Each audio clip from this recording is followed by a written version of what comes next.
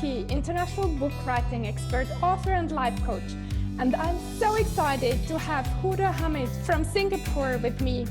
Huda is a trainer, speaker, podcaster, and the founder of Fanpreneur Secrets, an online community empowering women to lead purposeful online businesses.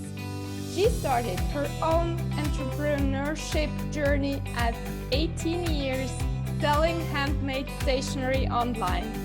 At the age of 21, she was approached by local associations to conduct social media marketing courses. By the time she turned 23, she set up her digital marketing agency and started training businesses on the importance of storytelling and digital marketing for maximum growth. Hello, Huda. It's so great to have you here today. Thank you so much for having me, Esther. It's such a great honor to be on your show. So really happy to see the development since we last spoke. So nice, good effort so far. Thank you, Huda. So let's start with the question I always ask. What has been your turning moment in your life? This is a very good question, and I think it's a very important message and story that I want to put across. So when I was 21 years old, I lost my father to cardiac arrest. So my father had a heart attack and he passed on peacefully in the morning. It was a moment of very deep self-reflection for me as well, because I've always been the rebellious one in the family, always trying, to test my parents' patience one way or another. And also at the same time, when he passed on, he was a great businessman. He was amazing. He ran his construction company from ground up. He picked up the skills that he needed to shape him to be who he was. And seeing how he was a very strong role model for me and also a motivator for what I do in my life. Having lost that key person in your life, it does take a toll on the shape of your life. So a couple of circumstances took place, some of which were not great experiences. Okay, I was put in a financial situation together with my family where it was really, really bad times for us, very dire situation. There were moments where I would actually look in my pocket and I would only have $2 left, in my pocket. And I have to make a decision.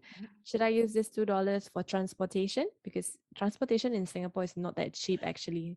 So $2 for transportation or $2 for a packet of chicken rice. And so I had to make these decisions a couple of times in my life at that period of time. There would be moments where electricity is not even available in our home because the bills were not paid. Or there would be instances where I would actually go hungry for a few days at a time. And seeing this kind of situation, these circumstances, my mom being the partner in name to my father's business, but she didn't know any single business skill, any business knowledge. So when my father passed on, it was a difficult time for her as well. So it wasn't easy, but I saw my mom working really hard. She who has been living such a comfortable life, taken care of by her husband, now having to go out, find a job, take care of herself, and also take care of her daughter who was still schooling at that time. So seeing that, I didn't want to add additional burden to my mom, so I dropped out of university.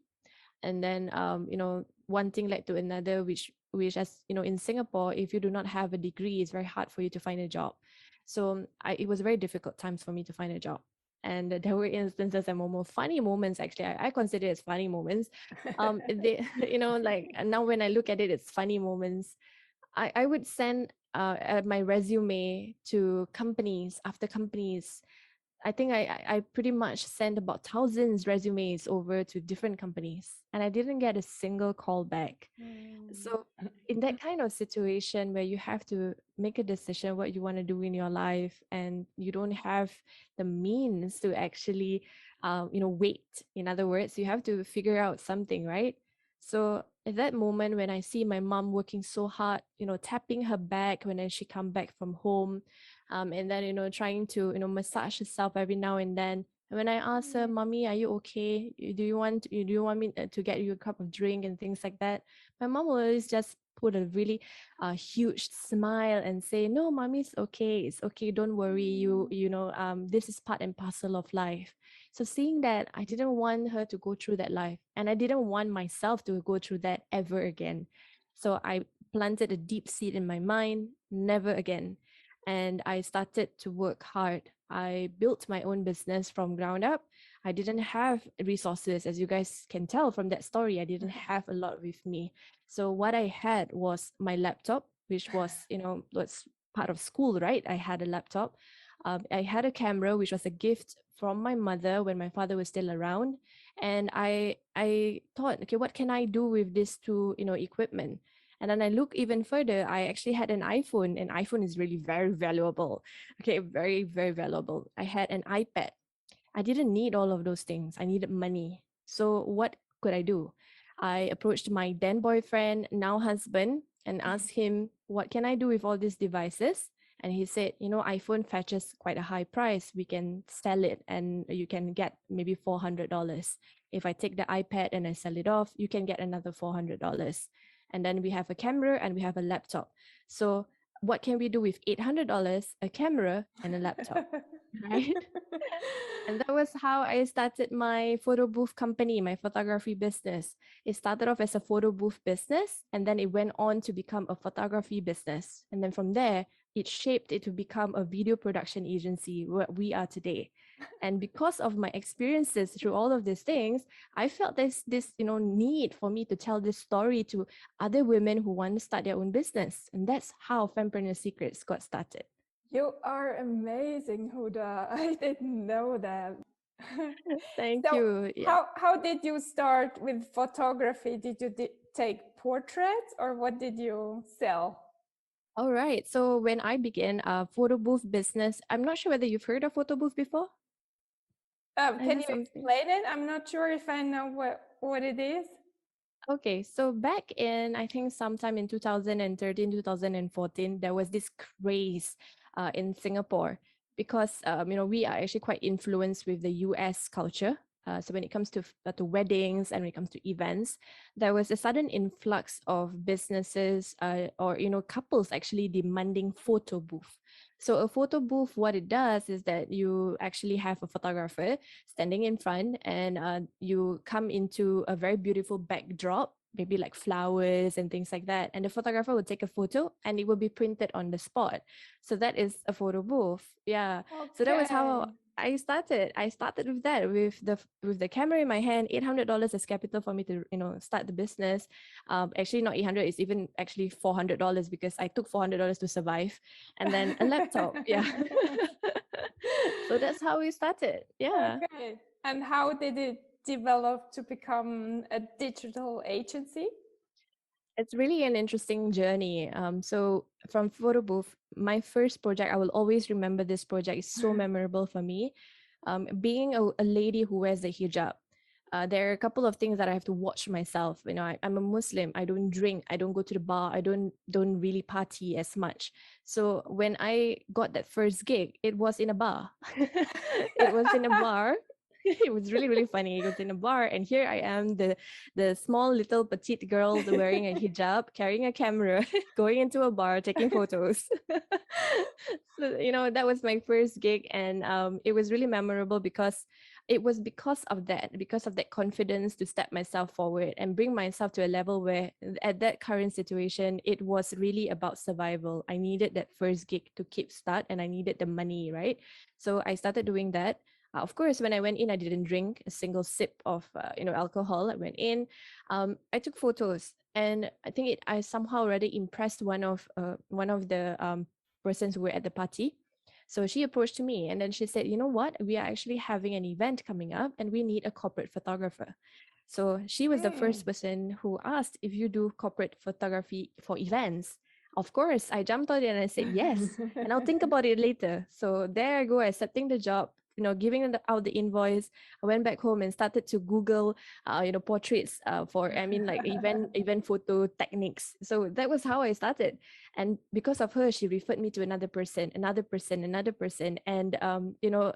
referrals just keep coming And then from there, when we did more and more portraits for corporate clients, we ended up doing product photography. We ended up trying to figure out which one is the one that we want.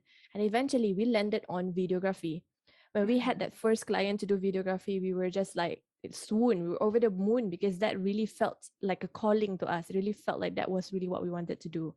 And then from then on, we started, doing lots of content for social media, for our clients, big names. Actually, we work with Fortune 500 companies for their videography needs, for their video content, as well as live streaming. So that's the journey, I would say. It's really remarkable. I wouldn't even imagine that, if I would tell myself, my younger self, who's that 21-year-old girl figuring things out, I would have not imagined being this way, in this future. Yeah. Amazing. And how did you overcome fear? Because I imagine you had a lot of fear at that time and on the journey. Definitely. I think fear is one of the biggest motivators for anyone, whether it motivates you to move back or it motivates you to move forward. So as the fear itself comes in, there's a lot of things that goes through my mind when I was put in that kind of situation. Number one is that I told myself and reminded myself of that moment where I only had that $2 in my pocket. And I remembered telling myself, never again will I have to feel that way. So I keep telling myself that never again, never again. So that's one of the motivators. And whatever the fear that I had to, step forward to speak to a client, to send in that cold email, to pick up the phone, to do cold calls, I will always remind myself never again. So that's one of the key motivators that I have to overcome fears. That's a really amazing picture you have in your pocket with you. Yeah, very memorable indeed. So it is not a physical picture, but it is a memory that I would always remember, always to keep me going forward. And because especially in Singapore, we don't talk a lot about homelessness. It's not even a topic to talk about because people make this assumption that there's not many homeless people. But when I actually go through this, I realize that there's a lot of people who needs help. And in order for them to move forward in their lives, in order for them to get out of that rut that they are in, they really need to understand that there is an avenue out there. So if your circumstances pulls you down, makes you unable to find a job because maybe you only have one leg instead of two, you're not blessed with both, right? You maybe perhaps you only have in the ability to hear, but I don't have the ability to see. That doesn't stop you from actually moving forward and holding yourself strong and starting your own business or even running your own enterprise. Just because you don't have a job or just because you cannot find a job for whatever circumstances that you are in does not stop you from earning an income for yourself.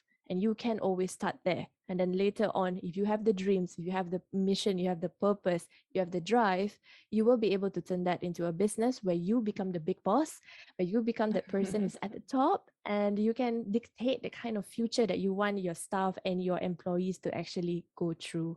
So I think whenever I think about fear, I would always think about why not rather than why I can't do something. Yeah. And if you have someone who comes to you and says, I don't have nothing as you had and I want to start a business, what questions do you ask this person? I would just always tell this person who said that, just because you do not have the knowledge does not mean that you can't move forward. So one of these amazing women entrepreneurs that I've encountered in my life, her name is Zai. She reminded me once where there was this lady who was asking the same question, and she mentioned to her, which really inspired me also at that moment, was that she said, I can't start a business because I have difficulty understanding English. I have difficulty writing and reading and things like that. So she went on and then she said, okay, you have difficulty writing and reading. That's fine. I think some people actually go through that. Illiteracy is not something to be ashamed of. And then she went on to say, do you have your eyesight? And then the lady went on to say, yes. Can you hear? Yes. Do you have two hands? Yes. Is your hands working? Yes. Do you have two legs? Yes. Can you walk? Yes. Can you run? Yes. So what's stopping you? So that's that conversation just really put me back. And I always tell my women entrepreneurs the same thing. When I started Fanpreneur, before I actually started Fanpreneur, I had some women who actually tell me that this same thing. They said, you can do it because you have all the resources, you have all the experience, you have a husband, you have a bank account, you have this, you have that. That's what they said. So I'm going against to the other spectrum where people say, I have everything. That's why I can start another business. So I proved them wrong by starting Fanpreneur Secrets with $0. I crowdfunded the capital I needed to run the business. Right? It's not a lot of money, but I raised $2,000 for me to register the business, for me to do a photo shoot. The photos that you see on my website, they are all done from that. And then for me to also start marketing to reach out to my first few clients. Yeah, so that's exactly the kind of things that you can do when you want to start a business. You don't have to question. You just have to think, what can I do with the available resources that I have? So if you're home, if you take a look in your own home, you have electricity, you have the power of the internet, you have a laptop, you can pretty much start anything. There's nothing holding you back except yourself. Yeah, so that's something that I feel that's very necessary for anyone who wants to start a business or anything for that matter. You are so great, Huda. Love it. Thank So, Huda, you created Fanpreneur Secrets. Do you want to tell us a little bit more about that? Sure. So at Fanpreneur Secrets, I started this out as a podcast because I felt that I had so much knowledge to share. I really had a lot of experience. I made a lot of mistakes. I lost a lot of money. I lost a lot of friends. Yeah, and then during this whole journey of running a business, I've also encountered the things that makes us women and the things that helps us to survive in the world because we are women. So that's the kind of things that I want to see in the future for the world. I have this vision and a mission, in a way, for me to see a world where women have unrestricted and equal access to business education, and it's affordable, where everyone can pass it down to their next of kin. So this is like the future that I have. I find that business is a survival skill, and that's also the reason why I set up Fanpreneur Secrets as a company where we can educate and empower women to start and build their own businesses. So right now at Fanpreneur Secrets, we are currently having a launch. Number one, we are relaunching our podcast. We are opening season number 4 with so many amazing things, so many amazing women that we have interviewed as well. So yeah, if you want to check that out, you can definitely search for Fanpreneur Secrets podcast. And then on top of that, the other things that we're working on right now is that we have a visibility accelerator mastermind where women entrepreneurs can sign up. They can, pull themselves into this mastermind to push themselves to a level where they are confident and they can go online to lead their business. I mean, enough already about trying to hide behind a logo. It's time for you to come forward and for you to really show to the world who you are and what you are made of. Because this is the things that's going to encourage people to buy from you. They want to see who you are. They want to hear how you sound. They want to see how you look. And these are the kind of things that will encourage more sales and more coming in. And because we have a 5 help 1 model, so for every 5 women who invest in themselves, we will sponsor the seed to our Rising Fanpreneur Beneficiary Program to 1 woman from low income families so they can start their own business. And at the same time yeah, exactly that, to make sure that they don't go through the rut that I went through in my life as well. So they can actually survive in this world, and so can their children. So this is the mission that we have, and we're really looking forward to bring this forth. It's coming up really, really soon. So if you want to learn more about this, you can go on over to fanpreneursecrets.com/apply. Super. So someone comes to you and says, a woman, she wants to open up a business. What are the 3 most important steps you have to do? What do you tell her? So first of all, I think it's very important. If she has a full-time job, we want to tell her to keep it. Don't leave your job. Like, really hold on, okay? Because one thing I don't like about the marketing world is that there are a lot of coaches, marketing gurus, most of them are men, who tell you if you enjoy something, you're very passionate about it, just, quit your job and fire your boss. It's not the right time. Okay, my friends, it's not the right time. Not because of the pandemic, but because if you leave your job in a hurry, there are people in your lives that needs your support. Okay, if you're taking care of your partner, you're taking care of your children, you're taking care of your neighbors, your community, these people need you. And if you don't have that income, what happens to them? Right? That's one of the things that you've got to think about. And even so, if you're not supporting anyone, you need to support yourself. You need to pay bills. So if you have that burning desire to quit your job because you hate your boss, which I think a lot of us actually go through, I want you to just take a deep breath and hold on. Okay, just hold on for a while more while you build your business. Do not quit your job in a hurry. You will really, really feel the burn later on when you are trying to build your business. So, first step, don't quit your job, but work on your business idea. Okay. So, the second thing that you need to do is you need to ask who is willing to buy your products or your services.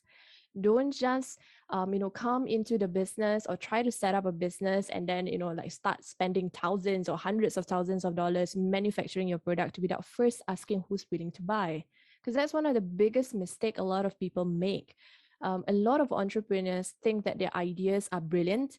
A lot of entrepreneurs also think that their ideas are what people will buy. So the mistake actually that a lot of entrepreneurs make is that they think if they produce something good, people will buy. But that's not true. You still need to ask who your ideal customers are. You still need to go and have a conversation with them and see whether they are willing to buy your product or not in the first place. And for all we know, the product that we are trying to create is not what they want or not what they need. So therefore, they're not going to be willing to pay. And there you go. You've spent hundreds of thousands of dollars with, like unlimited inventories in your home. That's not going to be pushed and not going to be sold. That's exactly where you're going to lose your money. So don't do that. Okay, so you're going to start your business first by asking who is willing to buy. Then the third thing that you want to do then is to question yourself. How much are you willing to go in your business? Your purpose in running this business. What's the real mission behind this business? Are you doing this because you just hate your boss? You just hate your job? Or for the love of God, if you really, really don't like what you're doing in your life, like in your, in your business, and even if you have had another business before this and you really hated it, then you've got to think a lot about the real reason behind why you want to run your business. Now, there's a key difference between men and women when we run our business. Men run their business most of the time to hit the bottom dollar, to really be focused on the money, the dollars and the cents. And they want to build a business where there's money coming in so that they can hire more people to, produce more things so that they can make even more money.